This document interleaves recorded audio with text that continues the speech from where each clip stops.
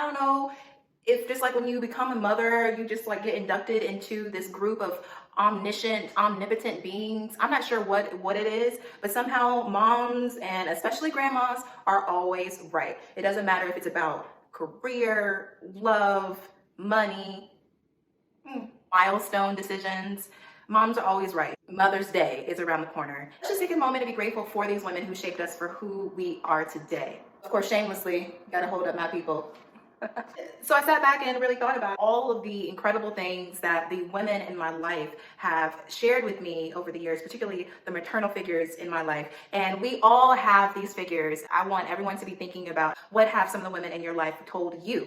Think about one of the times that you could have sworn and hoped that your mom was not going to be right, but was she? There's no reason to not apply that knowledge to your work life. You're catching me in my casual clothes because this week is my furlough week. Yes, we are all in this together. So hello again. We are nearing the end of quarantine. I hope everybody's hanging in there strong. Of course, it's your friend Abrea Armstrong here, the professional young professional here to help you get from the cubicle to the C-suite. So here are three of the things that some of the great women in my life have shared with me. And so now I'm going to pass that good word right back onto you. Number one, and you're going to know that this came from a grandma because we would never say this in modern vernacular. Never let anyone sell you wooden nickels. Wooden nickels? You know, what we would say in 2020 is never let anybody front on you. Whether you are an intern who is looking for a job opportunity and your boss wants to keep you on, but there's no contract stating your salary or benefits, and essentially it's just an unpaid, uncredited internship. Maybe it's that colleague in the office that has this slightly pretentious air about them, but in meetings you realize that they're not really contributing to the value. And the same thing goes for your work clothes.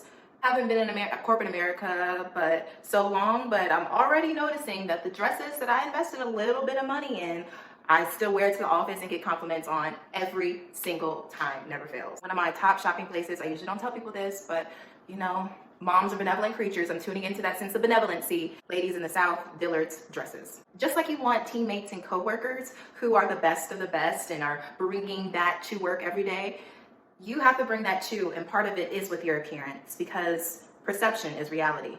Next, we got what is one of grandma's favorites, very much connects to the first point, which is the value of authenticity. I guarantee you, your grandma has never lied to you. She may have wanted to break your heart and tell you something. Grandmas have had years to sort of hone in on this. Find a way to sugarcoat that and make that feedback, that constructive criticism, a little bit more palatable for you. But nevertheless, she told you about yourself. So whether it's you having that sense of self-awareness within, or it's taking that sense of authenticity to work, we have to remember that this is why our jobs hired us specifically, was for the unique value add that we as individuals could bring to the table. And so if you're tucking away that authenticity, if you're tucking away your true self, really you're depriving your workplace of what it is that it pays you to come and do. Work in marketing and are involved in a campaign that needs to work for everyone, or if you work in technology and you need to ensure that the bathroom sensors recognize brown skin and not just this side of my hand.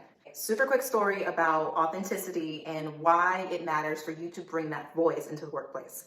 At the time, I was working on a Fortune 5 account at a creative agency, and we were preparing Snapchat filters for a 4th of July campaign. So we're brainstorming taglines, and one of the potential ones that came up was, "Party like it's 1776.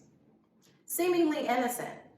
But then as a woman of color, I thought to myself, 1776 wasn't quite the party for Black people, if you know what I mean. And thankfully I had a team that was very receptive to this perspective. But had I not said anything, who knows how far up the chain that this tagline could have gotten. So when you see campaigns that are insensitive, sometimes yes, it is the result of not having enough diversity hires, not having enough inclusion involved in the creative process. But sometimes it's those people who are, I'm going to unfortunately call us the representatives. When you're representing for people, you also have to take on the burden, quite frankly, lightly you can call it a responsibility, of speaking up for the people that look like you.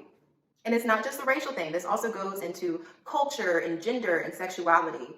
Without these unique perspectives in the workplace, this just becomes a monochromatic world. We need your bit of color in order to move into the future. Lastly, the value of listening. Whether it was when you were coming home from school every day, or whether it's Easter Sunday around the dinner table with grandma and aunties, those women are great listeners. They take the time to understand and take in, the full argument of what another person is saying. Too often we listen to respond instead of listening to listen. Moms remind us that we have 2 ears and 1 mouth, and that we should proportion our hear to speak ratio accordingly. It's that whole catching more bees or flies or whatever insect it is with honey, vinegar, or y'all know what I'm talking about. Work with me here. By the way, St. John's, my other beloved alma mater, send me something, I will wear it. Everyone's got a mom, auntie, grandma. I definitely want to see those comments active with stories and tips and bits of wisdom that they have given you over the years. Let's just get a list of mom proverbs and even prophecies on, like, what are some of the things that your mom knew would happen for you and to you, and sure enough, it did. Drop all those things in the comments. Follow me for more videos, and I've got a huge announcement coming soon, coming very, very soon. So make sure that you are following me and you're staying connected so that you can be the first to hear. All right, guys. Peace.